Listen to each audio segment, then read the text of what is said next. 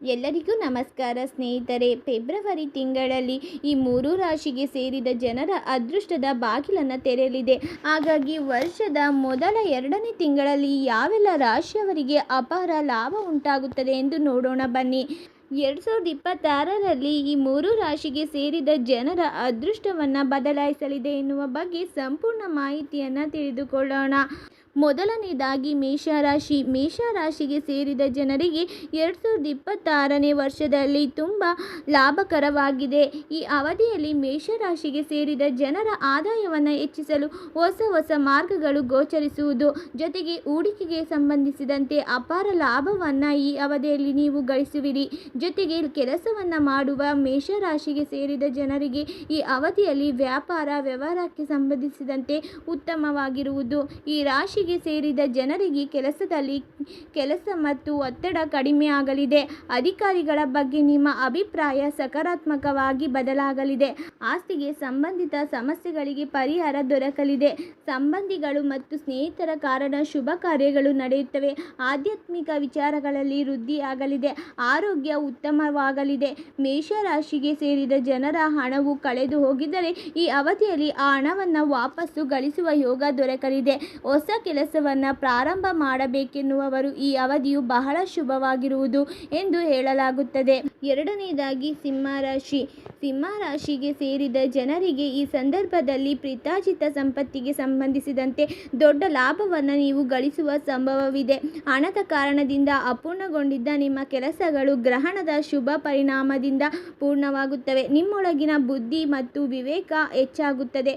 ಇದರಿಂದ ಅಗತ್ಯ ನಿರ್ಧಾರಗಳನ್ನು ತೆಗೆದುಕೊಳ್ಳಬಹುದು ಮತ್ತು ಸಿಂಹರಾಶಿಗೆ ಸೇರಿದ ಜನರ ಬ್ಯಾಂಕ್ ಬ್ಯಾಲೆನ್ಸ್ ಸಹ ಹೆಚ್ಚಾಗುತ್ತದೆ. ಸಿಂಹರಾಶಿಗೆ ಸೇರಿದ ಜನರು ಮಾಡುವ ಎಲ್ಲ ಕೆಲಸಗಳು ಸಂಪೂರ್ಣ ಯಶಸ್ವಿಯಾಗುತ್ತವೆ ಮತ್ತು ತಾಯಿಯ ತಂದೆಯ ಆರೋಗ್ಯವು ಉತ್ತಮವಾಗಿರುತ್ತದೆ. ಮಕ್ಕಳ ಚಿಂತೆ ದೂರವಾಗುತ್ತದೆ ಮತ್ತು ಸಂಗಾತಿಯೊಂದಿಗೆ ಒಳ್ಳೆಯ ಸ್ಥಳದಲ್ಲಿ ಹೂಡಿಕೆ ಮಾಡಬಹುದು. ಹಾಗೆ ಸಿಂಹರಾಶಿಗೆ ಸೇರಿದ ಜನರ ಆರ್ಥಿಕ ಪರಿಸ್ಥಿತಿ ಮೊದಲಿಗಿಂತ ಈ ಅವಧಿಯಲ್ಲಿ ಸಾಕಷ್ಟು ಉತ್ತಮವಾಗಲಿದೆ. ಸಿಂಹರಾಶಿಗೆ ಸೇರಿದ ಜನರು ರಾಜಕೀಯ ಮತ್ತು ಸರ್ಕಾರಿ ಕ್ಷೇತ್ರಕ್ಕೆ ಸಂಭವಿಸಿದವರಾಗಿದ್ದರೆ 2020ರ ಸಂದರ್ಭದಲ್ಲಿ ನೀವು ಅತ್ಯಂತ ಹೆಚ್ಚಿನ ಪ್ರಯೋಜನಗಳನ್ನು ಪಡೆಯುವುದು ಖಂಡಿತ. ಮೂರನೇದಾಗಿ ಧನಸ್ಸು ರಾಶಿ. ನಿಮ್ಮ ಆರ್ಥಿಕ ಸಮಸ್ಯೆಗಳು ದೂರವಾಗುವುದು.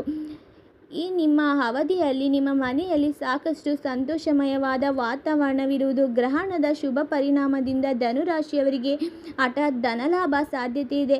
ಹೊಸ ಸಂಪರ್ಕಗಳು ನಿರ್ಮಾಣವಾಗುತ್ತವೆ. ಇದರಿಂದ ನಿಮ್ಮ ಪ್ರಗತಿ ಸಾಧ್ಯವಾಗುತ್ತದೆ ಮತ್ತು ವಿಶೇಷವಾಗಿ ರಾಜಕೀಯ ಮಹತ್ವ ಹೆಚ್ಚಾಗುತ್ತದೆ. ಯಾವುದೇ ಪ್ರಯತ್ನ ಯಶಸ್ವಿಯಾಗಲಿದೆ. ಧನುರಾಶಿಗೆ ಸೇರಿದ ಜನರಿಗೆ ವೃತ್ತಿ ಮತ್ತು ಉದ್ಯೋಗದಲ್ಲಿ ಅಧಿಕಾರಿಗಳೊಂದಿಗೆ ಸಂಬಂಧಗಳಲ್ಲಿ ಉತ್ತಮ ಸಾಮರಸ್ಯ ಇರಲಿದೆ. ಯೋಚಿಸಿದ ಕಾರ್ಯ ಯೋಜನೆಗಳಂತೆ ಕಾರ್ಯಗಳು ಸಂಪೂರ್ಣವಾಗುತ್ತವೆ.